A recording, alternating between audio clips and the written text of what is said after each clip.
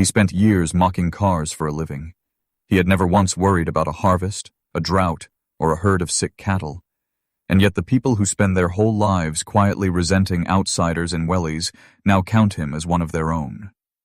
Something happened along the way that no government campaign, no charity appeal, and no farming union ever managed to pull off.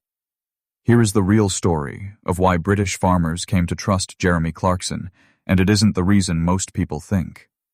For generations, farming in this country simply wasn't seen. People bought their milk, their bread, their vegetables, without a single thought for the hands that grew them or the weather that nearly ruined them. The work stayed hidden behind hedgerows and market gates, invisible to a nation that had grown used to full shelves and never asked how they stayed full. Then a television camera followed one stubborn, inexperienced farmer through a season of failure, and for the first time, millions of people watched what the job actually costs. Not the pretty version, the mud, the debt, the nights spent staring at a spreadsheet that refuses to add up. Farmers didn't need convincing that farming was hard. What they needed was for everyone else to finally understand it too. Ask any farmer what actually keeps them awake at night, and it's rarely the weather. It's the paperwork, the endless forms, the shifting rules, the grants that take half a year to arrive, all written by people who have never once stood in a flooded field wondering if the crop is already lost. That frustration had been building quietly for decades, mostly among people who had no platform to voice it. Then someone with one of the loudest platforms in the country sat across from planning committees and said plainly what farmers had been saying to each other for years. He called the system absurd. He called it exhausting. And for the first time, an audience of millions was listening to a complaint that used to disappear the moment it left a farmyard. There is a quiet, slow erosion happening in British food, and it rarely makes headlines. Homegrown produce keeps losing shelf space to cheaper imports, while the people who work this land watch their market shrink year after year, almost unnoticed. What changed wasn't a new subsidy or a clever marketing campaign. It was a farm shop that turned buying local into something people actually wanted to queue for, sometimes for hours, in the rain, for a jar of honey they could have bought anywhere for less. That queue meant something bigger than one farm. It reminded an entire country that the food on their plate has a face behind it, and that the face deserves to be paid properly for the work. Most farms in this country don't turn a real profit. Many lose money outright, year after year, and the people running them carry that quietly because the land has usually been in the family long before they were born, and walking away was never really an option.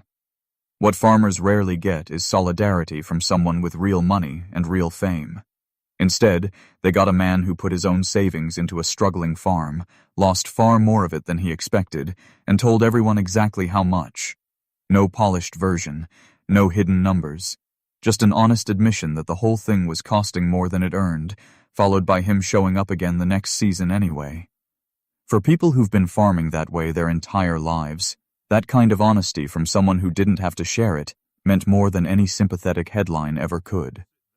British farming has always struggled to be heard in the rooms where decisions actually get made. Industry bodies do serious work, but it happens quietly, in meetings nobody outside the sector ever hears about.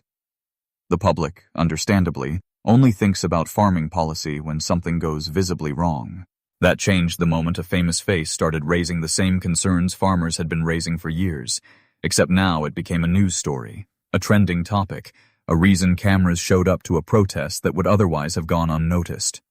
He became, almost by accident, the loudest microphone rural Britain had ever had, not because he replaced the experts, but because he finally got people outside the industry to actually listen to them.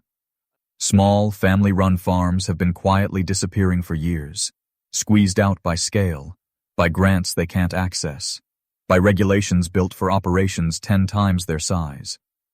It's the kind of slow disappearance that happens without a single headline. Then the country watched one small, struggling farm try to diversify in real time, get knocked back by planning rules, hit financial walls most viewers had never considered, and keep fighting anyway. For the thousands of families running farms just like it, watching that story felt less like entertainment and more like finally being seen. There's a part of this industry that farmers rarely discuss openly, even with each other.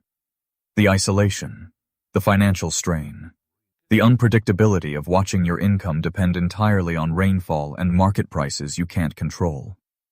Farming carries one of the highest rates of serious mental health struggle of any profession in the country, and for a long time, the culture around it discouraged anyone from saying so out loud. Then a television show let those moments exist without smoothing them over.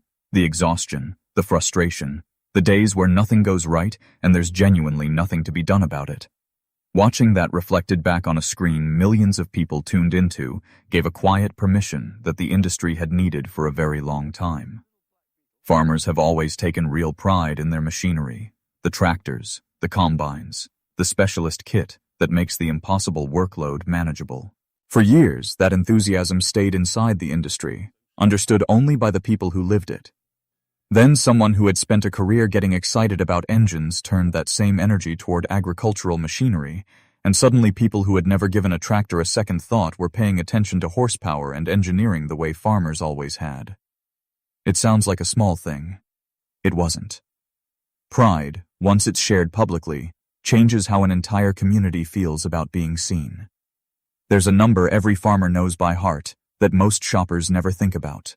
The gap between what they're paid for their product and what it sells for once it reaches a supermarket shelf. That gap has been a source of quiet anger for years, squeezed from both directions, rising costs on one side and buyers with enormous leverage on the other. When that unfairness got explained plainly, in terms an ordinary viewer could actually feel, some of those viewers started asking different questions at the till. That shift, however small, is exactly what farmers had been hoping someone with a big enough platform would eventually cause. British farming has an age problem that rarely gets discussed outside the industry. The average farmer is well past 50, and young people simply aren't stepping into the role at the rate the country needs them to. Then a farming show found an unexpected young audience, teenagers and 20-somethings who had never considered where their food came from, suddenly curious about soil, seasons, and what it actually takes to grow something from nothing. A young farm manager who became one of the show's most talked about faces gave an entire generation someone their own age to actually root for.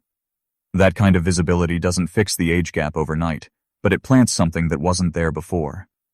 There's a particular exhaustion that comes from fighting for something for years while feeling like nobody outside your own circle is paying attention.